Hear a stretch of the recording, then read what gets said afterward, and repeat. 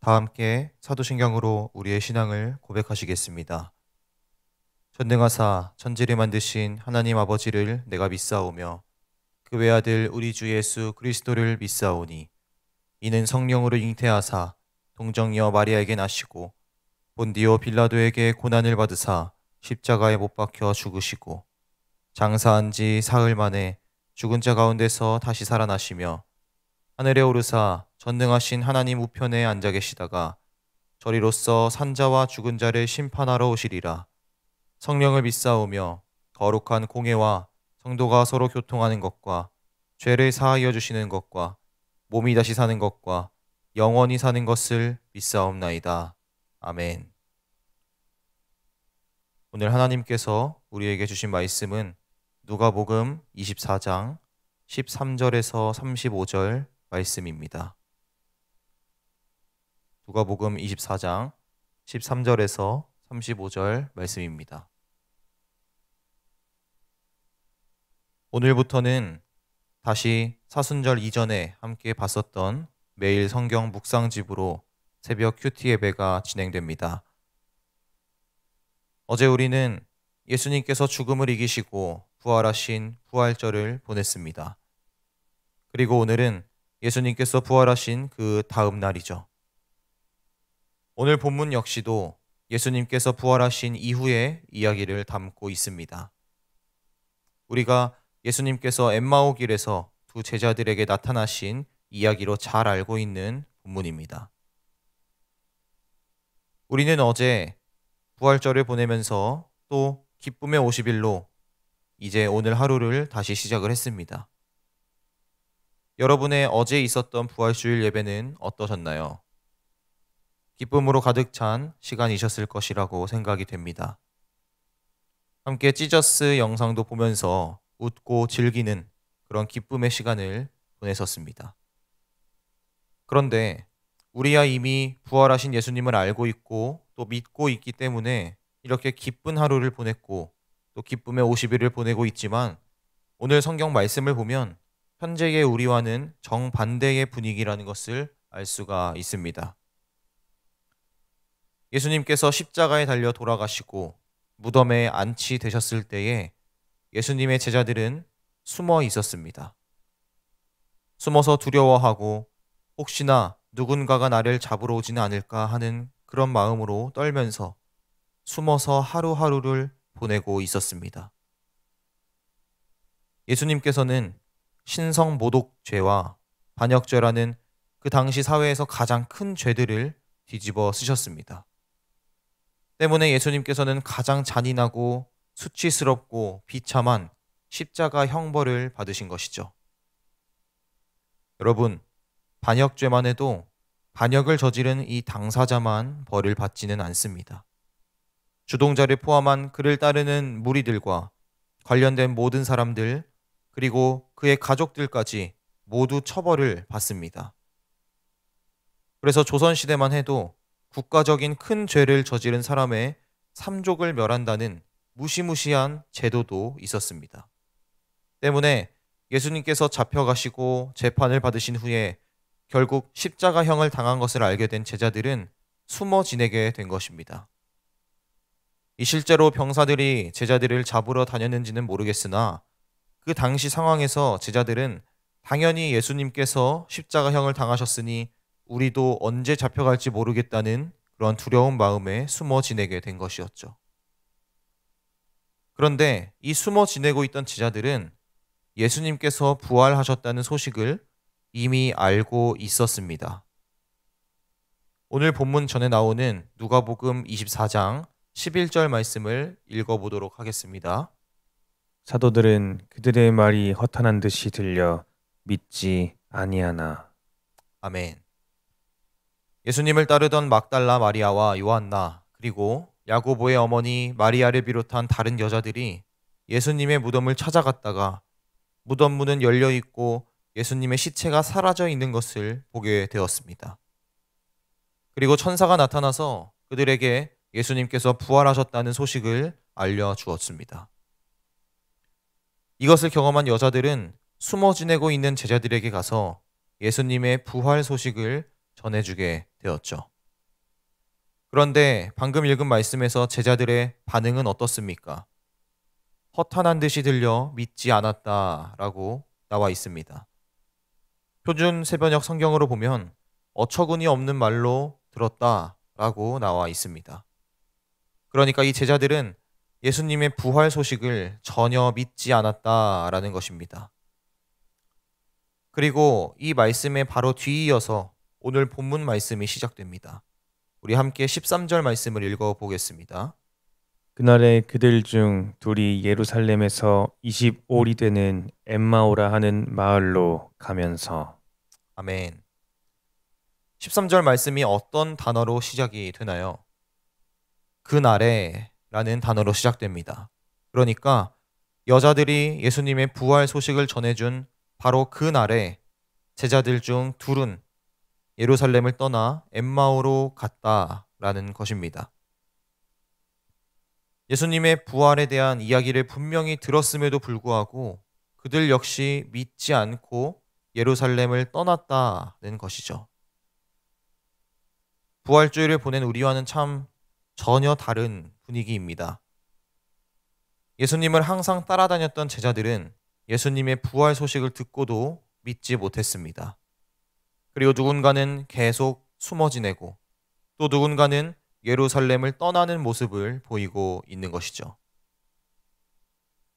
그런데 제가 어제 디주니어 예배에서 말씀을 전하면서 아이들에게 했던 질문을 여기서 다시 한번 여러분에게 던져보겠습니다.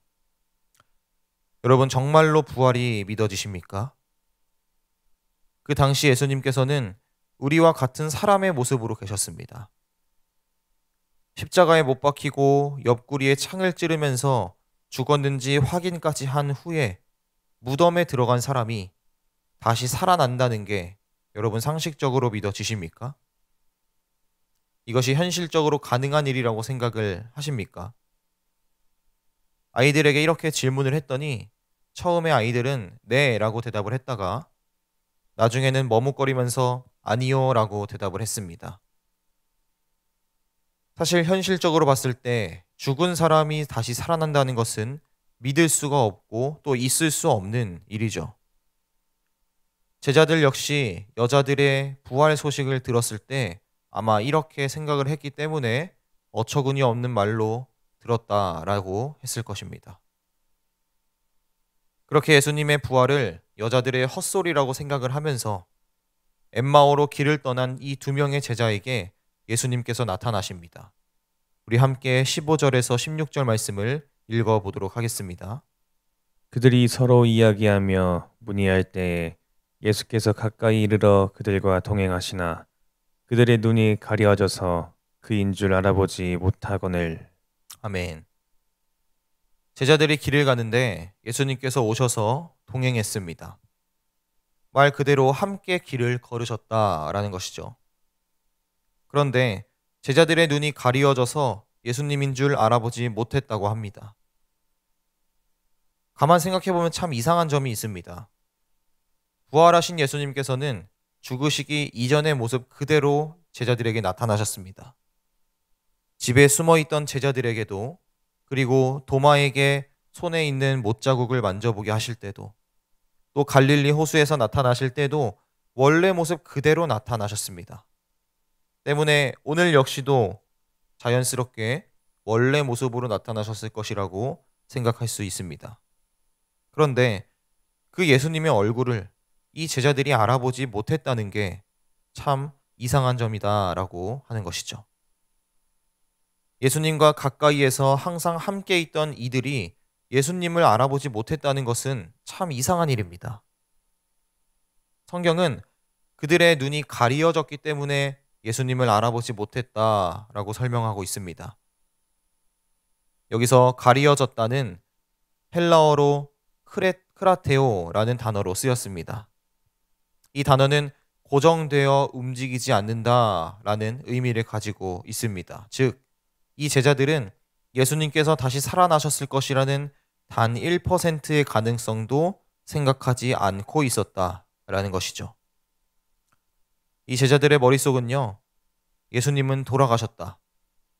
여자들이 부활했다는 말을 하기는 했지만 그 그 말을 전혀 믿지 않는다. 예수님께서는 확실히 지금 역시 돌아가신 상태이다. 라는 생각으로 고정된 생각을 갖고 있었다라는 것입니다. 그래서 예수님께서 분명히 예전 모습 그대로 나타나셨는데도 불구하고 알아보지 못한 것이죠. 연예인들이 실제로 사람이 많은 버스나 전철을 타고 이동을 해도 의외로 많은 사람들이 알아보지 못한다고 합니다. 그래서 왜 그럴까 하고 알아봤더니 이 연예인이 전철을 탈 리가 없어. 자동차를 타고 다니지 버스를 타고 다닐 리 없어. 이렇게 생각을 하고 있기 때문에 그 연예인을 실제로 봐도 그 사람이라고 생각을 하지 못한다라는 것입니다. 오늘 말씀의 두 제자 역시 예수님 아닌가라는 조금의 의심도 하지 않을 만큼 아주 굳게 부활을 믿지 않고 있었다라는 것입니다. 예수님께서 살아계실 거라는 단 1%의 생각도 하고 있지 않은 그러한 모습이죠. 여러분이 예수님이라면 어떤 기분이었을까요? 제가 예수님이었다면 아마 그 자리에서 굉장히 답답했을 것 같습니다. 그리고 그들에게 서운하고 또 실망했을 것 같습니다. 그렇게 오랫동안 함께 다녔는데 자신을 알아보지 못하고 또 부활을 믿지 못하고 있는 제자들을 보면서 실망도 했을 것 같습니다. 그런데 역시 예수님은 저와는 완전히 다르신 분이십니다. 우리 함께 27절 말씀을 읽어보겠습니다. 이에 모세와 모든 선지자의 글로 시작하여 모든 성경에 쓴 바 자기에 관한 것을 자세히 설명하시니라. 아멘. 예수님을 눈앞에 두고도 알아보지 못하고 있는 제자들에게 예수님께서는 성경 이야기를 아주 자세하게 설명하시기 시작합니다. 모세와 모든 선지자들의 글과 모든 성경 말씀을 설명하시는데 그 말씀은 곧 예수님에 대한 말씀이었습니다. 구약 성경에서 예수님을 예표한 그리고 예언한 수많은 말씀들을 자세히 설명하십니다. 예수님의 탄생과 고난과 죽음 그리고 부활까지의 이야기들을 예수님 본인이 본인의 이야기를 제자들에게 설명하시는 모습이죠. 그런데도 제자들은 이 말씀을 설명해 주는 사람이 예수님이라는 것을 아직까지 깨닫지 못하고 있습니다. 예수님께서는 그런 제자들을 포기하지 않으시죠. 그리고 답답해 하시지도 또 화내시지도 않으십니다. 오히려 한 번 더 자신을 알아볼 수 있게 도와주시죠. 우리 함께 30절에서 31절 말씀을 읽어보겠습니다. 그들과 함께 음식 잡수실 때에 떡을 가지사 축사하시고 떼어 그들에게 주시니 그들의 눈이 밝아져 그인 줄 알아보더니 예수는 그들에게 보이지 아니하는지라. 아멘. 마을에 거의 다 도착을 해서 예수님께서는 이 두 명의 제자들과 함께 식사를 하십니다. 그리고 그 식사 자리에서 떡을 가지사 축사하시고 떼어 그들에게 주십니다. 어떤 장면이 여러분 떠오르시지 않습니까? 6월절에 예수님과 제자들이 가졌던 최후의 만찬을 연상하게 되는 그러한 예수님의 행동입니다. 그러나 이 두 명의 제자는 우리가 흔히 사도라고 부르는 12제자는 아니었기 때문에 아마 그 자리에 있지는 않았을 것입니다. 그런데 떡을 가지시고 축사하시고 나눠주신 적이 최후의 만찬 외에도 또 있었습니다. 바로 오병이어의 기적 이야기라고 불리는 바로 그 사건입니다. 이때도 예수님께서는 보리떡 5개와 물고기 2마리를 받으시고는 축사하시고 떼어서 사람들에게 나눠주셨습니다. 아마 이 두 제자들은 예수님의 지금 나와 함께 식사를 하고 있는 이 사람의 지금 이 행동을 보고는 갑자기 그때 그 오병이어 사건의 현장이 겹쳐서 보였을 것입니다. 그리고 성경에 그들의 눈이 밝아져서 예수님을 알아보았다라고 나와 있죠. 이제 비로소 이 제자들은 부활하신 예수님을 그리고 예수님의 부활하심을 믿게 된 것입니다. 사랑하는 성도 여러분, 예수님께서는 막무가내로 우리를 끌고 가시는 분이 아니십니다. 그리고 그렇게 쉽게 우리에게 화내시고 우리에게 실망하시는 분도 아니십니다.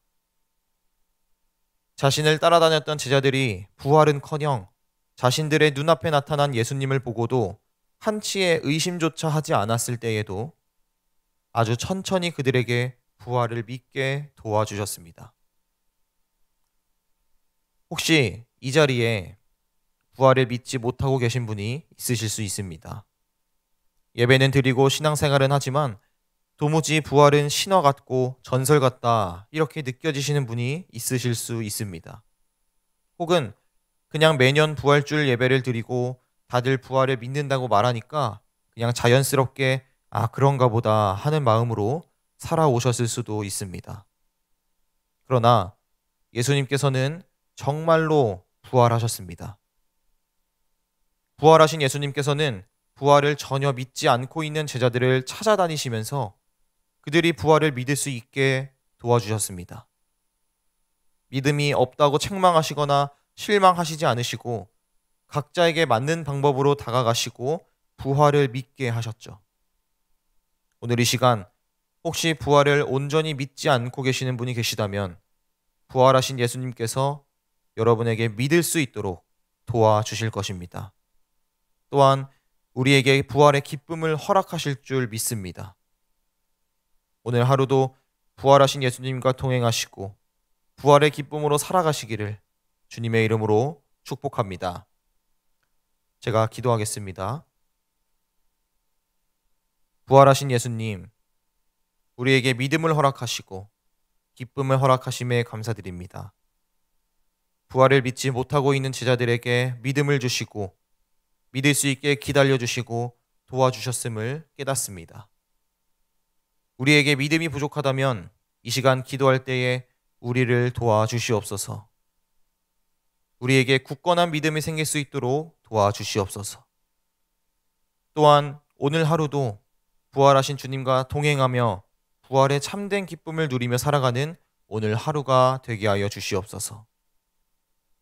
다시 확진자는 늘어가고 언제 어떻게 될지 모르는 이 코로나 상황 속에서 기쁨을 잃지 않게 하시고 다시 예전처럼 모두가 모여서 하나님께 기쁨으로 찬양하며 예배드릴 수 있는 그날을 허락하여 주시옵소서. 마치 숨어 지내고 뿔뿔이 흩어지고 있던 제자들과 같이 우리 마음속에도 두려움과 걱정, 근심이 있다면 이 시간 모두 사라지게 하여 주시옵소서.